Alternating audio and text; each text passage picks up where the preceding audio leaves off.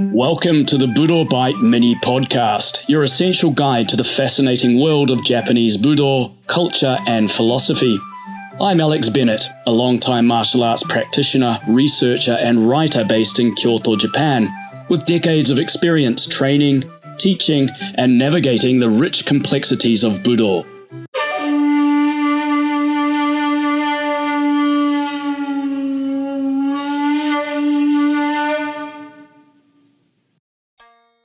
Everyone knows the legend of Miyamoto Musashi, the undefeated swordsman, the philosopher who wrote the Book of Five Rings, the Gorin no Sho. But legends don't start with mastery, they start with struggle.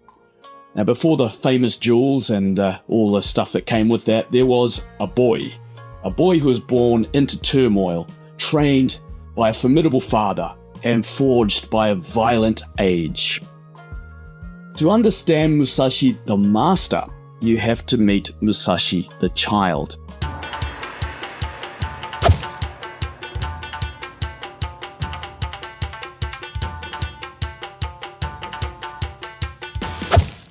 Now, digging into Musashi's early years is like trying to catch smoke with your hands.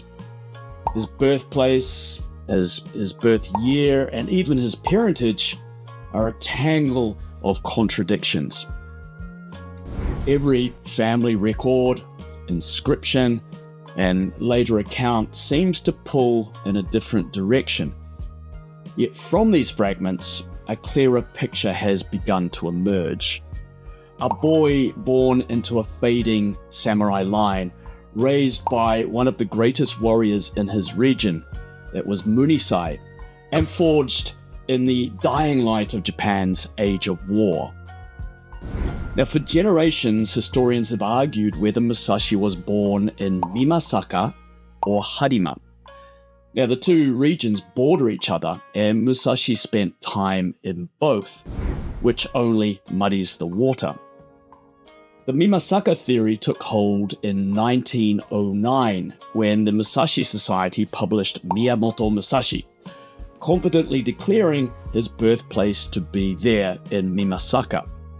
Now, it all looked convincing, the footnotes and the family trees and the various works that it quoted from, but the book relied heavily on sources written centuries after Musashi's death. The Hirata family records claim that Munisai, or at least his father, was a man named Hirata Shogun. Yet Shogun supposedly died 26 years before Munisai was born. Now, other records have Munisai dying 2 years before Musashi was even born, which, unless divine intervention was involved, is stretching belief past breaking point. Now, some of these documents even write Musashi with kanji borrowed from an 18th century kabuki play. Now, it's more stagecraft than scholarship.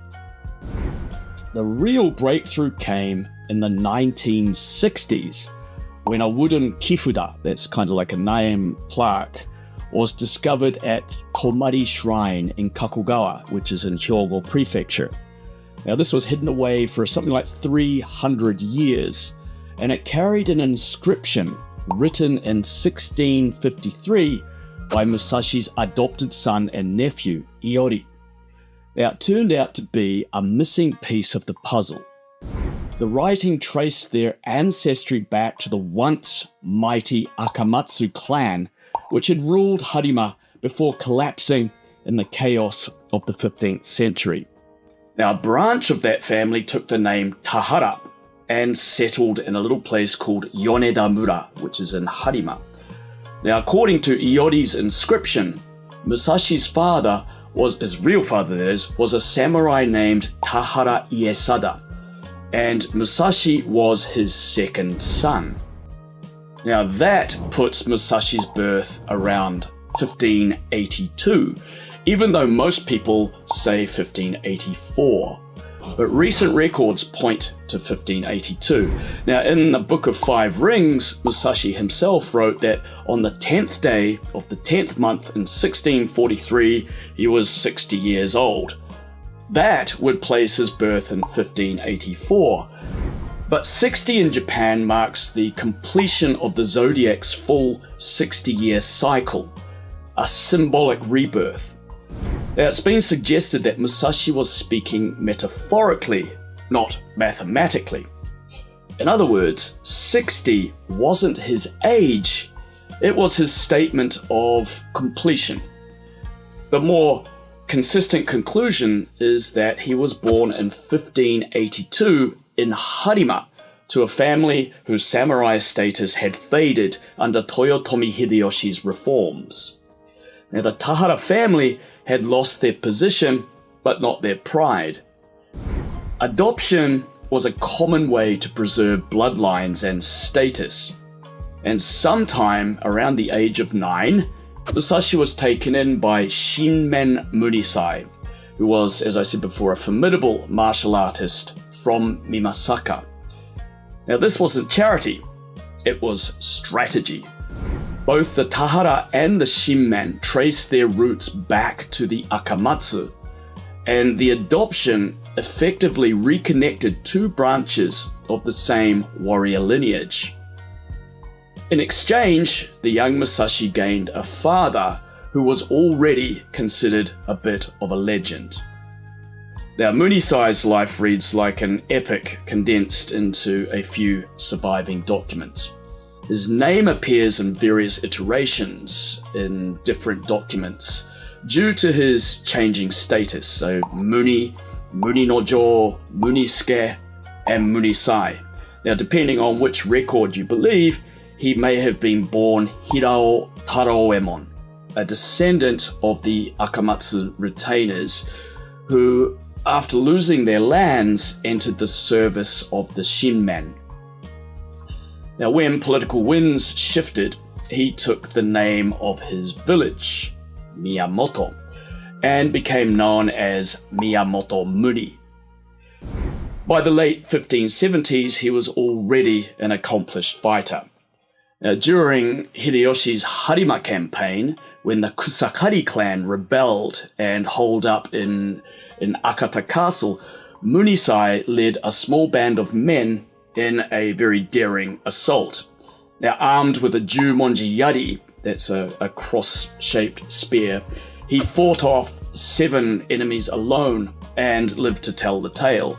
And for that, he was granted the Shinmen surname and sent as messenger to deliver the victory report to Hideyoshi himself. Now, a document bearing Hideyoshi's signature actually confirms this. Now, this wasn't just some local brawler.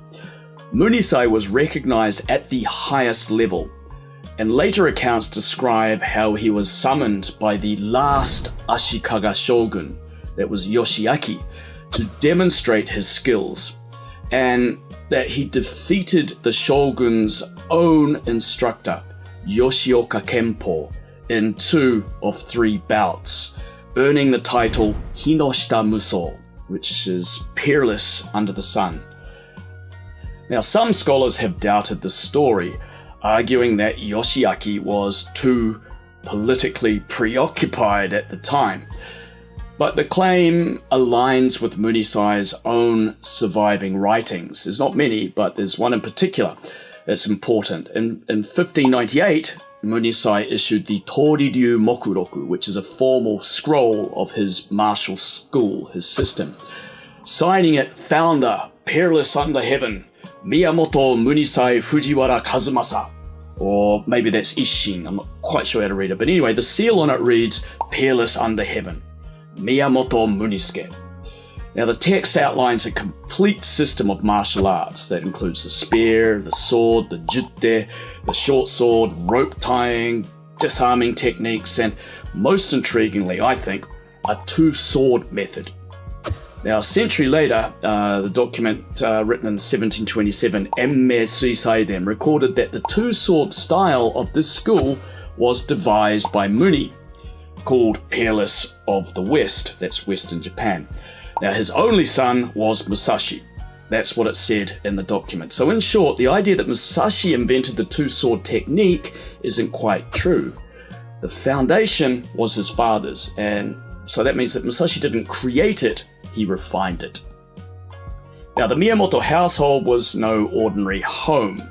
The records describe a fortified residence in Miyamoto village, which was a decent-sized compound surrounded by earthworks, which I think would probably be a relic of the warring era's instability.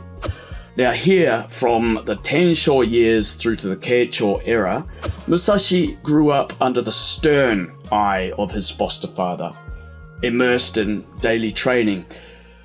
He was not learning ornamental sword techniques or forms, but really the gritty pragmatism of survival. Now, the Book of Five Rings opens with his reflection that from my youth, he said, I set my heart on the way of strategy. And the Kokura epitaph echoes this sentiment. It says on there, he inherited the family art and polished it morning and night. Now, later popular tales tried to turn those early years into melodrama, and one of the most famous appears in the Bushu Genshin Kodendai, written in the 18th century. I introduced that in the last podcast. But it claims that when Musashi was 9, he mocked his father's jitte or jutte technique, that's a truncheon, enraging Munisai so much that he threw a small knife at the boy and drove him to leave home. It's quite a striking scene, a precocious child defying a strict father, but it doesn't hold up. The account was written long after Musashi's death, in a period obsessed with romanticized true record tales. There's no contemporary evidence that Musashi ran away. In fact, all credible sources show he continued training under Munisai throughout his youth. Now, the story, for all its drama, belongs in the realm of fiction rather than fact, like so many other stories about Musashi. But a similar problem haunts the story of Musashi's first duel. In the Book of Five Rings, Musashi writes that at the age of 13, he fought his first duel, and his opponent was Arima Kihei of the Shinto-ryu. And we all know, of course, that Musashi defeated him. But he goes on to say that at 16 he fought again, this time against Akiyama of Tajima, who was a powerful man of the way of strategy. Now, age 13, at the time for his first duel, that was when boys underwent what is known as genpuku, or the coming-of-age ceremony, and they might accompany warriors into battle, though really by their own choice. Now, the great swordsman Tsukahara Bokuden was also said to have fought his first duel at 13. Later storytellers couldn't resist embellishing, and one colourful version has Musashi on his way home from calligraphy practice, seeing a challenge notice or notice board posted by Arima Kihei, and he wrote his name on it.